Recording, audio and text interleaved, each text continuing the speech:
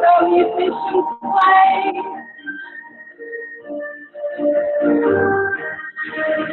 We can free from sin for a wedding we stay.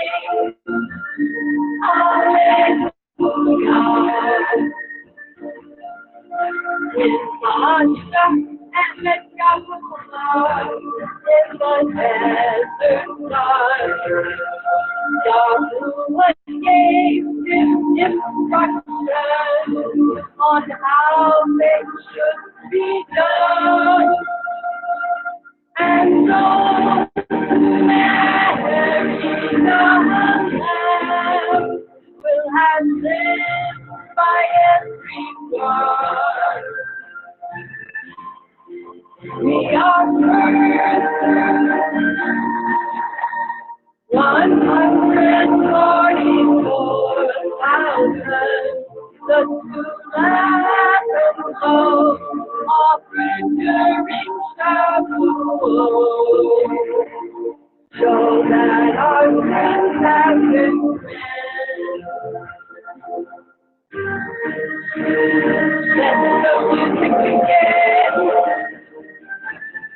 Let the musicians play.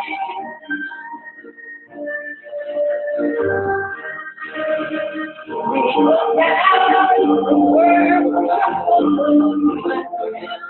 say hallelujah. The and wait to let the soul their promise to Yah. It's the friend of truth, the bride of Yahushua.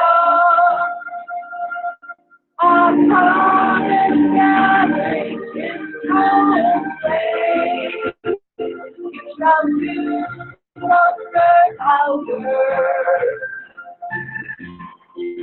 We are first 144,000, the last of offered during Shavuot, so that our sins have been cleansed. So lay on the and the violin from the guitar, and we come down for me. Let the music begin. Let the musicians play.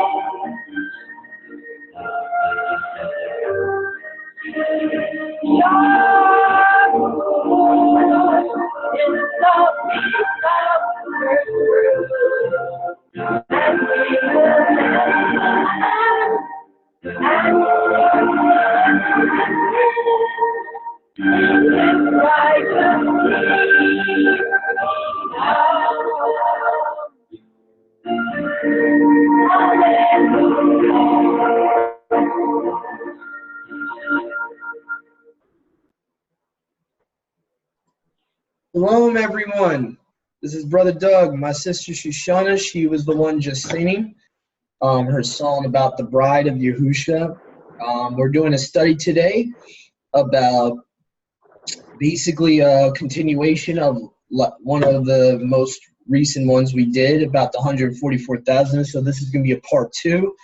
And I would like to encourage everyone, even though you're used to us reading and stuff like that, soon in the future, we're going to be doing chapter by chapter and book by book. A brother of mine reminded me that people that are not used to reading for themselves, they need to learn how to read for themselves, new believers and stuff. So I think soon, sometime soon, we will be doing chapter by chapter and book by book studies for people to be able to read for themselves, not depend on, listening to someone always reading. So anyway, I just felt like saying that. I'm going to start off our study by going into the 3 outpourings, which that's right where we went last time. Hold on, wrong document here. Let me go here.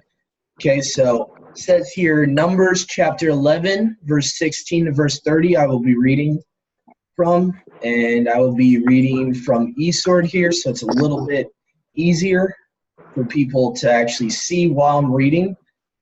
So we're going to go to the book of Numbers here in the Septuagint, and see here, Numbers 11, all the way from 16, and it says, elders appointed to aid or help Moshe. And Yahuwah said to Moshe, gather me 70 men from the elders of Yashar'ah, whom you yourself know that they are the elders of the people, and their scribes. You shall bring them to the tabernacle of witness, meaning, tent in the wilderness. And they shall stand there with you, and I will go down and speak there with you. I will take of the spirit, or the ruach, that is upon you, meaning upon Moshe, and will put it on them. So Yahuwah is going to put his spirit that is in Moshe. He's going to also put a portion of it in those elders. And they shall bear together with you the burden of the people. So this is the reason for the elders, because there was like so much of a multitude for Moshe to be able to lead into the wilderness that it was a heavy burden for him. And you shall not bear them alone. And to the people you shall say, purify yourselves for tomorrow, and you shall eat flesh, for you wept before Yahuwah, saying, who shall give us flesh to eat? For it was well with us in Egypt. Sounds like today. Where's my big steak dinner? All this other stuff sounds very similar. Yeah, we humans don't want to give up our flesh, huh? And Yahuwah shall allow you to eat flesh, and you shall eat flesh. Now this doesn't sound like Yahuwah's like, okay, you cried before me about meat to eat. It doesn't sound like he's really commending them for doing that. You shall eat meat 1 day, nor 2, nor 5, nor 10 days, nor 20 days. You shall eat for a full month until the flesh comes out of your nostrils. And it shall be nauseous to you, nausea to you, the Septuagint says, because you disobeyed Yahuwah, who is among you, and wept before him, murmured, complained. Actually, several of them died from it. Yeah. So the context here is that they wanted the meat that was in Egypt, which most likely was sacrificed to idols. If you want more about that, you can check for yourselves what Paul says in Acts 15 about that.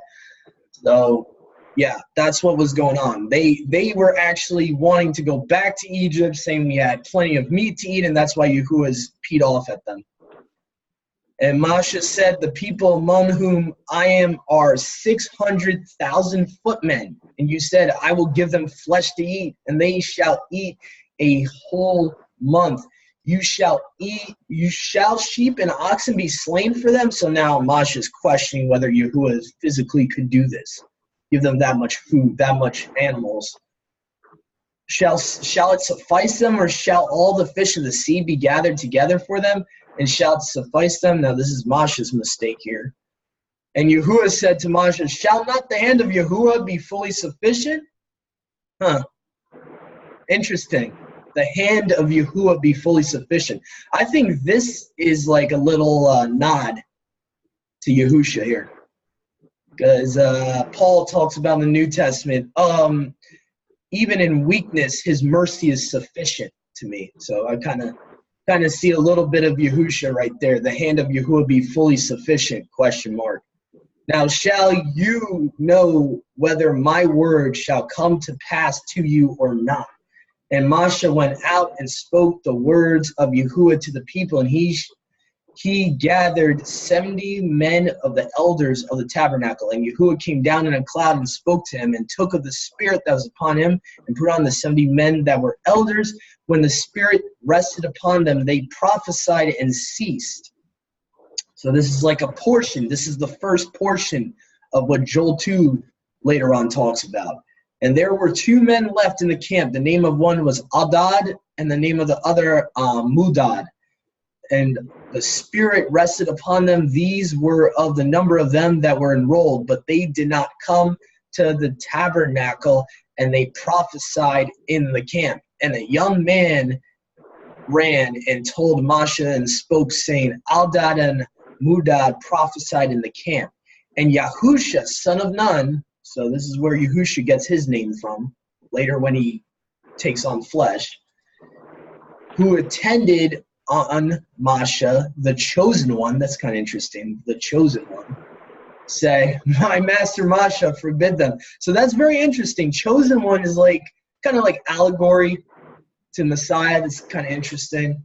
Chosen one is very similar to like Messiah or anointed one. And Masha said to him, are you jealous on my account? Would that all Yahuwah's people were prophets. So he's kind of saying, you know, this is how it should be. All of Yahuwah's people should be prophets. Whenever Yahuwah shall put his spirit upon them. And Masha departed into the camp himself and the elders of Yashrael. So that was Numbers 11, 16 to 30. And that is the first outpouring that ever happened in that time period. So that's the first time it's ever recorded, Yahuwah giving his spirit to many people at one event. So we'll see this again as we continue here. We're going to see this again in Acts 2:17, which is the second instance of an outpouring, the second time it happens. And so we're going to go to the book of Acts, chapter 2:17. Yeah, I'll be reading from the Complete Apostles Bible. And here we go. It says, and this is a quote. He's actually quoting from Joel 2:32. That's why in your Bibles there's quotation marks here. It says, and it shall be in the last days, says Yahuwah, that I will pour from my spirit on all flesh. And your sons and your daughters shall prophesy, and your young men shall see visions, and your old men shall dream dreams. Now you should be thinking to yourselves, okay, this is a quote from Joel 2:32. The last days were not yet at Acts. So even though it was happening, a portion of that prophecy was happening, like it's almost like a foreshadowing, like a partial fulfillment in Acts 2:17. But you should be asking yourselves, okay, if that's not the last days, then there has to be a third installment of this event. There has to be a third outpouring, because it wasn't the end times yet in the book of Acts. Okay, so you have Joel chapter 2, verse 28 is a future. I believe this is the final fulfillment of this prophecy. And this will be happening on the day, during the days of Yahuwah, whether it's just prior to the day of Yahuwah or during the day of Yahuwah. Joel chapter 2 says, sound the trumpet in Zion, make a proclamation in my set apart mountain, and let all the inhabitants of the land be confounded, for the day of Yahuwah is near. Okay, so right there it tells you this is just before the day of Yahuwah. It's very near to it. For a day of darkness and gloominess is near, a day of cloud and mist, and numerous strong people shall be spread upon the mountains as the morning. Wow. There has not been one like it from the beginning. Interesting. So very similar to the words about the Great Tribulation. So that's kind of interesting. And after it, there shall not be again, even the years of many generations. So possibly it might be towards the end of the Great Tribulation we might be seeing this last outpouring, possibly. Before them is a consuming fire, and behind them is a flame kindled. The land before them is a paradise, a delight. That's the definition of Eden, just for anyone that's wondering. So that's, in the Masoretic text, it would say Eden. Septuagint gives you the definition of that Hebrew word, of the Paleo-Hebrew, so paradise of delight. And behind them a desolate plain, none of them shall escape. Their appearance is as the appearance of horses, and as horsemen, so shall they pursue. And the sound of chariots on the tops of the mountains shall they leap, and as the sound of a flame of fire devouring stubble, and as a numerous and strong people setting themselves in array of battle, before them shall the people be crushed, every face shall be as blackness of a cauldron. As warriors shall they run, and as the men of war shall they mount on the walls. Each shall move in his right path, and shall not turn aside from their tracks, and not one shall. Yep. You're not reading Joel 2:28, which is what you're supposed to be reading. Yeah. I was just thinking about reading through the whole chapter to give people context, but that's okay. All right, Joel 2:28, and it shall come to pass after I will pour out my spirit upon all flesh, And your sons and your daughters shall prophesy, and old men shall dream dreams, and your young men shall see visions. And on my servants and on my handmaids in those days I will pour out of my spirit, and I will show wonders in heaven and upon the earth, blood and fire and vapors of smoke. The sun shall be turned into darkness and the moon into blood before the coming of the great and esteemed day of Yahuwah. And it shall come to pass that whosoever shall call on the name of Yahuwah shall be saved. For in Mount Zion and in Jerusalem shall the saved one be, as Yahuwah has said, and they that have glad tidings, not good news, glad tidings, preach to them, whom Yahuwah has called. So Septuagint gives you the correct terminology for what we've learned as gospel or good news. It's actually glad tidings or happy tidings. Basically, glad news. That's the correct English terminology for it. But anyway, so this is taught. That shows us that it will be before the coming of the great and awesome day of Yahuwah that this happens. There will be the third pouring out of his spirit upon all flesh, male and female alike, old and young alike. So we have that to look forward to. And I think it's my turn to take over. The 144,000. What's that? No, I was just saying yes. I was just saying yes, sis. You're correct. Okay. All right, I'm going to turn over to you. The 144,000. Here you go. The 144,000 are Yahushua HaMashiach's bride. And I'm going to be reading from Ephesians 5, verses 22 through 25. Wives, subject yourselves to your own husbands as to the master, because the husband is head of the wife, as also HaMashiach is head of the assembly, and he is Savior of the body. But as the assembly is subject to Messiah, so also let the wives be to their own husbands in every respect. Husbands, love your wives. Messiah also loved the assembly and gave himself for it, in order to kadosh it and cleanse it with the washing of water by the word, in order to present it to himself a splendid assembly, not having spot nor wrinkle or any of this sort, but that it might be kadesh and blameless. In this way, husbands ought to love their own wives as their own bodies. He who loves his wife loves himself. For no one ever hated his own flesh, but feeds and cherishes it, as also our Messiah does with the assembly, because we are members of his body, of his flesh, and of his bones. I added just a little bit more to get more context into that. A lot of no problem.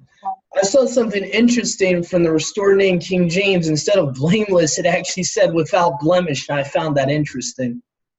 Because that's what the Hebrew word in Genesis 6, when it says it wrongly is translated as perfect in his generations, is actually supposed to say without blemish. So I kind of got like a little correlation there. So I found that kind of interesting. The King James actually says without blemish. So that's kind of interesting. And all the offerings given were to be without blemish. And who do the offerings typify? They typify Messiah. So we have to also typify Messiah if we're going to be his bride. Okay, and Dennis, I have for you to read 2 Corinthians 11, verse 2. Yep, Dennis. Oh, let me unmute you. That's sorry, my bad. Yep, 2 Corinthians chapter 11, verse 2. Okay, can you hear me? Yeah. Yep. Okay, 2 Corinthians chapter 11, verse 2.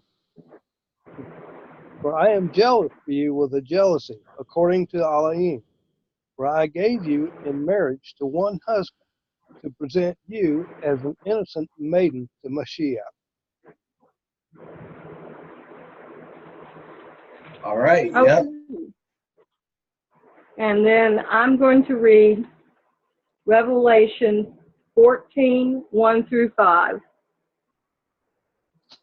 And I looked and saw a lamb standing upon Mount Zion, and with him 144,000, having his Father's name written upon their foreheads. And I heard a voice out of the Shemayim, the heavens, like the voice of many waters, and like the voice of loud thunder. And I heard the sound of harpists playing their harps. And they sang a renewed song before the throne. I would like to say more new song than renewed song. I think it's going to be a brand new song that's going to be sung there. Yep. And I want to piggyback off of that, sis. Gotta be careful with certain translations. We like the ISR and the Halu scriptures, but for some reason, those translators, they don't like using the word new. I've just noticed that I don't know. everything in the New Testament with those two specific translations says renewed in English. Like they don't want to use new for some reason. So that's a whole nother topic we could do a study about, but it's supposed to be new there. It's a new song. If you look at older translations, like any English translation that came before these restored names, they all said new. It's supposed to be new from the Greek. It's supposed to be new. They have a problem with that, like 2 Corinthians 5:17, even though that's a different topic. They try to put renewed. You're a renewed person. To me, that takes away the meaning spiritually of being a new, different person in Messiah. That's just my opinion. I think that takes away from it. So. Well, this is also, I think it's taking away from the song by calling it renewed. It's not renewed. It's a brand new song. Because if you read about it, they sang this new song before the throne and before the 4 living creatures and the elders. And no one was able to learn that song except the 144,000 who were redeemed from the earth. Now, this is a special group who are only going to be redeemed at that time. When Messiah returns for his own, these are Messiah's own, and they're called the bride of Messiah. They are those who were not defiled with women, for they are maidens. They are those following the Lamb wherever he goes. They were redeemed from among men, being first fruits to Yahuwah and to the Lamb, and in their mouth was found no falsehood, for they are blameless before the throne of Yahuwah. And now, Doug, if you will read Revelation 7, verses 2 through 4. Yep. So now we are on the part of the seal of Yahuwah. So I will be reading some verses talking about the seal of Yahuwah. It's talked about in Ezekiel, Revelations. So I'm going to first read Revelation 7, 2 to 4 here. And this is going to be talking about his seal. So here we go. Revelation chapter 7, verses 2 to 4, I will be reading from the Restored Name King James. And it says, "And I saw another angel ascending from the east, having the seal of the living Elohim. And he cried with a loud voice to the 4 angels to whom it was given to hurt the earth and the sea." So interesting. Saying, "Hurt not the earth, neither the sea, nor the trees." That's kind of interesting. People that know about the book of Enoch, you'll see why I kind of accentuated that part, nor the trees. Because in Enoch, it talks about the fallen angels, cut down the trees. So it's kind of interesting. "Till we have sealed the servants of our Elohim in their foreheads." And I heard a number of them which were sealed, meaning now it's present tense, now they've already been sealed. And there were sealed 144,000 of all the tribes of the children of Yashrael. And as you read, you can do on your own time, viewers and listeners, you continue on in this chapter. I encourage you to read the rest of this chapter. You'll see all the tribes of Yashrael each have like a certain number. They each have 12,000. So it's a very interesting chapter. I would encourage everyone to read the whole chapter, Revelation 7. So, but anyway, as we continue here, all right, I'm trying to move as quickly as possible here. Okay, so now we got Revelation chapter 9, verses 3 to 4, which say, okay, here. And there came out of the smoke of the locusts upon the earth, and upon them that was given power, as scorpions of the earth have power. So this is talking about the demonic army of Apollyon. And it was commanded them that they should not hurt the grass of the earth, neither any green tree, neither any tree, but only those men which have not the seal of Yahuwah in their foreheads. I like how the Restored Name King James puts the tetragrammaton right here where it's supposed to be. So it gets even more specific in chapter 9. It's the seal of the Almighty Yahuwah in their foreheads. So because they did not have that seal in their foreheads, those are the ones that are going to be harmed by the locust army of the bottomless pit. And to them it was given that they should not kill them, that they should be tormented 5 months. And this is where we get the idea they actually wanted death. It's so bad they wanted death. And their torment was the torment of a scorpion when he strikes a man. And in those days shall men seek death, but shall not find it, and shall desire to die, and death shall flee from them. I just wanted to add that one verse for context. So they're actually going to be so tormented. They're fleeing from death. They're actually wanting to die, and die's fleeing from them. And so this probably has a lot to do with the mark of the beast too, because they took the mark of the beast, they can't die. It's like a false salvation type of thing. So that's a whole nother topic for a whole nother time, but just kind of give you a better picture there. The pain is so bad, and the mark of the beast causes them not to physically die in their human form, so they're constantly being tormented without any relief. 2 Corinthians chapter. This kind of leads us into another subtopic, as we might call it, about the second woman and her followers who drink the cup of Yahuwah's wrath poured out undiluted. Yep, I got one more cross-reference before we get there, just one more. Okay. 2 Corinthians 1:22 also talks about a seal. And actually, I also have the one from Ezekiel also I want to read. 2 Corinthians 1:22, who has also sealed us and given the earnest of the Spirit in our hearts. Let me use a different translation. Who also has sealed us and given us the Spirit in our hearts as a pledge. Now that's interesting. I like the Complete Apostles Bible there. Makes it a little bit more easy to understand. All right, so now the last one I want to do before Sister Shoshana gets into the next part, and we might have to do part 3 today.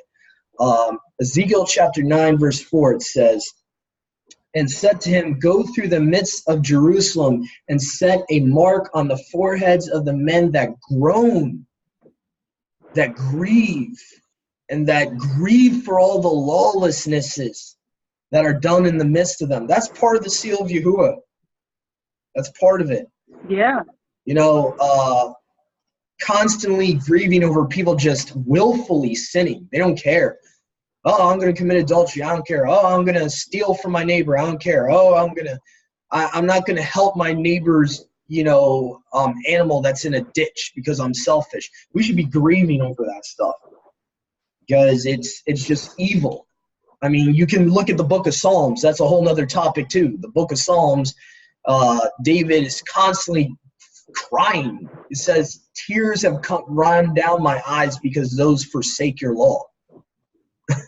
So that's part of Yahuwah's seal, that we kind of sometimes we overlook that part. And that was Ezekiel chapter 9, verse 4. And now, Sister Shoshana, let me see how much time we got. Got about 5 minutes, so we could probably fit like one more cross-reference if you want. We'll try to fit this first part of the second woman. Yeah, that'll be Dennis reading Revelation 14, verses 8 through 11.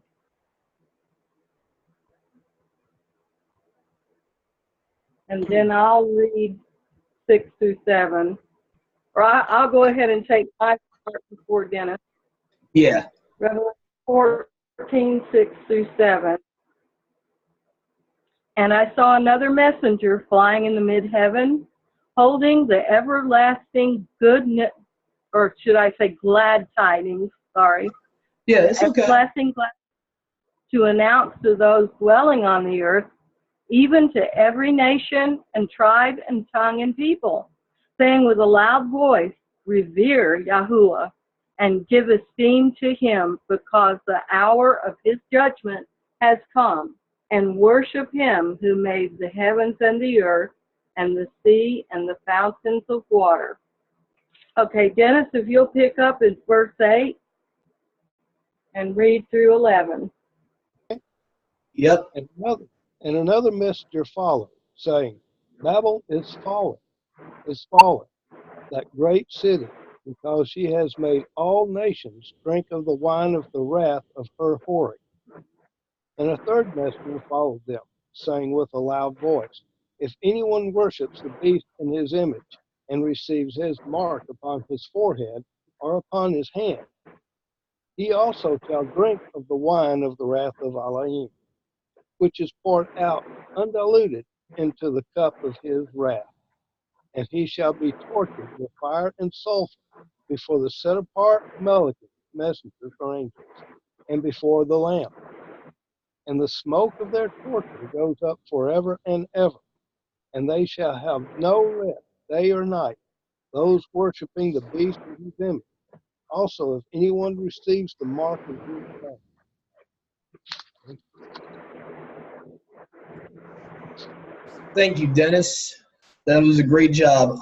Also, for the viewers, just to let you know, the reason I sometimes use the Restored Name King James is for this instance right here. The wrath of Elohim. Yeah, it's actually supposed to be Yahuwah here. Right. So the Restored Name King James, actually, they do the right thing, and they actually put the Tetragrammaton back, the YHWH, or more correctly, YHUH it would be here. And so most translations will just put Elohim or Elohim, and just out of tradition of replacing Yahuwah's name with a title, they'll keep it as a title instead of putting his name there. So that's just something I wanted to bring to the people's attention. So it actually should say, the same shall drink of the wine of the wrath of Yahuwah in verse 10. So just wanted to bring that up.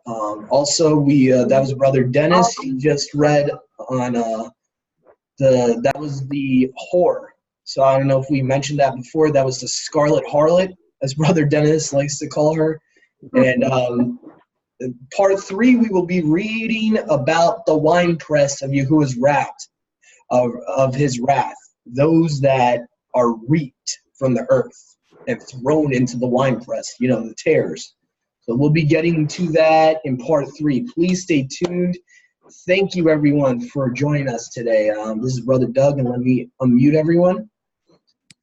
Just thank you for joining us, and have a great rest of your new moon day to our brothers and sisters. Please stay tuned to part 3. We'll try our best to get part 3 to you guys as soon as possible. Shalom. Shalom.